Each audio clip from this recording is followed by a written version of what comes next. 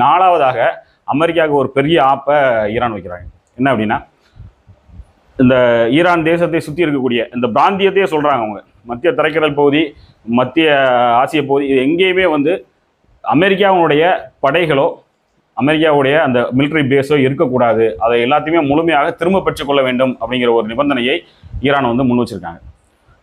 கிட்டத்தட்ட ஒரு 20 ஆண்டுகளாகவே அந்த ட்வின் டவர் தாக்கப்பட்டதுலேருந்தே நம்ம பார்க்கலாம். அந்த பின் லேடன், அல் கொய்தா, இந்த மாதிரி கதைகள்லாம் நம்ம கேள்விப்பட்டிருப்போம் இல்லையா, ISIS எல்லாம்.